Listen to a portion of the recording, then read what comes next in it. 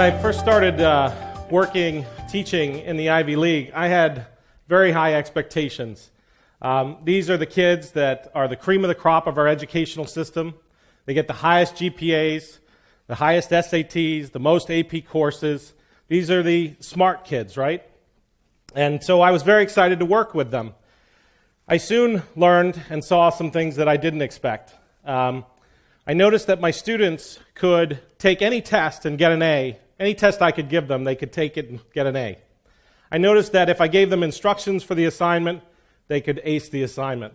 But any time that I gave them an unstructured assignment, any time that I didn't tell them exactly what was on the test prior to the test, they had great difficulty if I asked them to solve a novel problem of some kind. They had really great difficulty. And I was surprised by this. I wondered to myself, what were they doing for those years in their K-12 experience? And what I came to realize is what they were doing was getting very good at doing school. They got very good at school.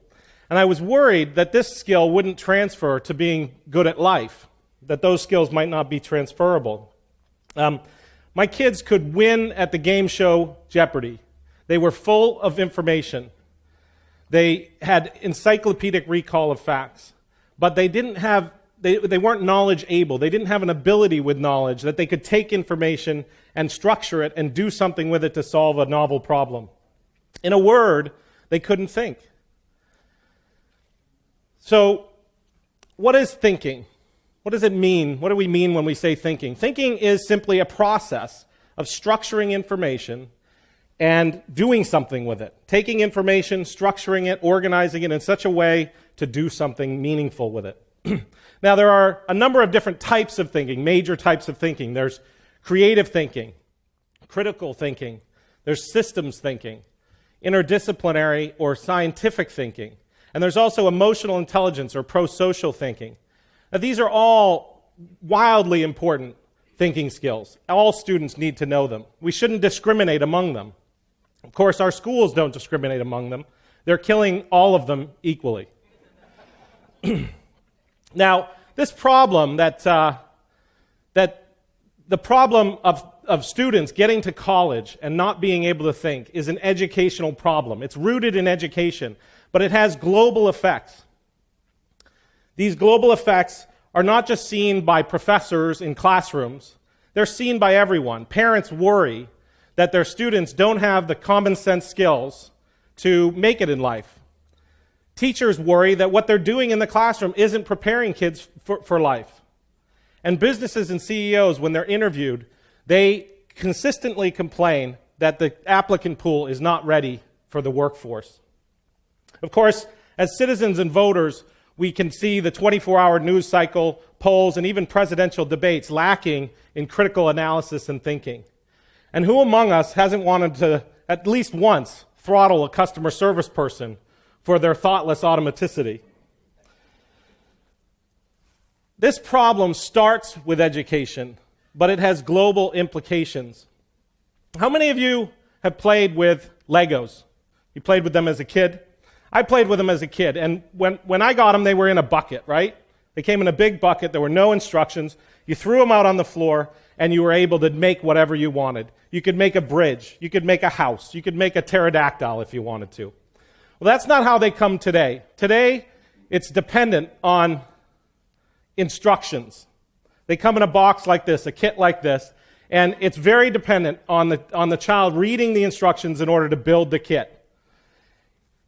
If you don't follow the instructions, you're not going to end up with an Imperial dropship with 4 stormtroopers, and you certainly can't build a pterodactyl with this kit. Here's my fear. It's not that there's not a lot of thinking that goes into these kits. There's a tremendous amount of thinking that goes into these kits. And it's all happening on a desk in Billund, Denmark at LEGO headquarters. The people who design these kits are making great strides in their thinking. But it's not happening on the kid's desk where the kid is building it. My fear is that this LEGO example is a metaphor for what's happening in education today. We are, as curriculum designers and teachers and educators, over-engineering the content curriculum. And we're surgically removing the thinking so that our kids are simply following instructions, painting by the numbers, and getting the grade. We need to get thinking back on every desk. I'm happy to say that the educational conversation, the conversation nationally, has moved to talking a lot about education. That's a great thing. Lots of people are talking about education. Everybody's got different solutions for how to fix education. And the best thing is we know that it's broken. The system is broken. And that's a good thing because knowing it will help us to fix it. Now, the most important thing that we have to remember is that education is not going to be fixed from a top and trickle down approach. It's going to be fixed from a bottom and bubble up approach. There are over 60 million lessons taught every day in this country. 60 million. That is where education happens every day, in those 60 million lessons, where teachers and students and ideas come together in a triad. We've got to get thinking back into that equation. We've got to get thinking at every desk. Now, I've traveled around the country and the world talking about the importance of thinking. And I'll tell you this, I've never really met anyone who seriously looks me in the eye and says, I don't think thinking's that important. We all know that thinking is critically important. And yet, even $1 billion of research from the Gates Foundation shows us that in education, the way to fix education is to teach thinking skills. So what are we doing to teach thinking skills in the classroom? In my work with classrooms and schools and districts around the country, I see one very common strategy. I call it the bandwidth solution. The idea is that if we simply put enough information, if we increase the size of the pipe and we ask students to learn more stuff, that somehow, miraculously, they will end up being thinkers. It reminds me of one of my favorite cartoons. We do this stuff, and then a miracle occurs. And then, of course, thinking will happen. And I think of the faculty of this country, and myself included, as being sort of from the future. We get the kids, when they're done with the K-12 system, we get them. So in a way, we come from the future with a message. And that message is, the miracle didn't happen. Our college students can't think. We don't need a miracle. What we need is a method. We need the ability to teach thinking through a method in our schools alongside the lessons. There are 4 universal thinking skills that research shows are happening and that we can use to teach kids how to think. If we teach these skills, they lead to those 6 types of thinking I talked about: critical thinking, creative thinking, interdisciplinary and scientific thinking, and even pro-social and emotional development. The first thing that we can do to get kids thinking again is to teach them to make distinctions between ideas and objects and things. What does it mean to make a distinction? What we mean is to define our terms. But we don't just want to define the terms. We want kids to learn to increasingly over time create more sophisticated, more nuanced distinctions. We want, when a student takes something and makes a distinction, they're actually bringing something into existence. And in doing that, we get a deeper understanding of things. We have more clarity of thought, and in turn, more clarity of communication. The second thing we can do to get kids thinking again is to teach them to look at the parts and the wholes that make up systems. Every part is a whole, and every whole is a part. That is universal. It's often said in science that there are really fundamentally just 2 kinds of scientists. There's splitters and there's lumpers. Splitters are the scientists who sort of break things down into parts and then break those parts into parts and so on and so on. And lumpers take all the parts and they put them back together again. What we need to do is create a new generation of young students who are splumpers, who can split and lump easily. They can construct new ideas and they can deconstruct old ideas or existing ideas. The third thing we can do to get thinking back into the classroom is to recognize relationships, to teach our children to recognize relationships between and among ideas. In our schools today, we almost teach the lack of relationships or disconnection. We teach in departments, in courses, in subject areas, and in disciplines. And yet we know that the world is a very interconnected place. We need to get our kids seeing more of these connections, more of these relationships. The fourth thing that we can do to get our kids thinking again is to take multiple perspectives. Everything looks different when you take a new perspective. And when we teach perspective taking, there are things that are correlated with teaching perspective taking that we all want. Increased empathy, increased compassion, increased pro-social thinking and emotional development. Even things like increased skills of negotiation and conflict resolution and spatial reasoning. Perspectives are wildly important. These four skills, distinctions, systems, relationships, and perspectives, what I call DSRP, will get kids thinking again. And they combine in lots of different ways to create an ecology of thoughts that are very, very complex. They're actually universal to the process of thinking. And they're universal to that process of taking information and structuring it and turning it into some kind of knowledge that we can use. Our kids are flooded with information. We're all flooded with information in this day and age. There's information coming at us from all directions.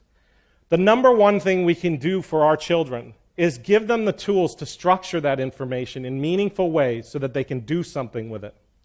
And believe me, if we don't teach them to think, there are plenty of people who will happily think for them. I'm happy to report that these four skills, D, S, R, and P, are being taught in preschool to grad school around the country and around the world. We're seeing remarkable effects. Little kids are learning the same thinking skills that the big kids are learning. This is my son, Carter, at 10 months old. He is empirically cute. We've done research. What he's doing actually is he's organizing his Cheerios, his strawberries, and his blueberries, and he lines them up and groups them together, and then he eats them based on the ones that he likes that particular day. And what's remarkable about this photo is that at this time in Carter's life, he doesn't actually know the words for blueberry, strawberry, or Cheerios. But he is making distinctions. He's taking perspectives and grouping things into little part-whole systems and making relationships. He's doing DSRP. In fact, he and all of us are hardwired to do DSRP. These are universal processes of structuring information. Now, as Carter goes into our school system, he will be encouraged to begin memorizing information and regurgitating it. He will be encouraged to take tests. He'll be encouraged to follow instructions. And in particular, he'll be encouraged not to make any mistakes and look only for the right answers. Over time, he will be discouraged from his natural talent for thinking, a talent we all are born with. Now, Carter is my son, but someday he'll be somebody's student. He'll be somebody's employee. He'll be somebody's boss, somebody's husband, somebody's father. He'll be a voting citizen in our democracy. His ability to think is no more important than any child's ability to think. I'm reminded of the global effects of thinking every day when I leave my house and I see this on the wall of my barn as I leave the house. Thinking really lies at the root of democracies. In our Declaration of Independence, it says that governments derive their just powers from the consent of the governed. I have a question for you. What is the meaning of that consent if the governed are not thinking? As a solution to the educational problem, getting thinking at every desk might seem far-reaching. But I am given hope every time I hear from a parent that says, my daughter, in learning these thinking skills, has completely changed in just 6 months. I'm given great hope when I hear from teachers who say, I'm more engaged and more excited about teaching than ever in 26 years. because we're teaching thinking skills, which are going to matter for these students. I have more hope that we can fix the problems of education when I see these little Head Start kids learning the same 4 thinking skills that doctoral students in the Ivy League are using, that inventors, experts, and scientists are using every day, and they're learning them at a young age. It gives me great hopes that we can fix education. We can do this, but we need to get started right away. We need to get teaching thinking back at every desk. Thank you very much.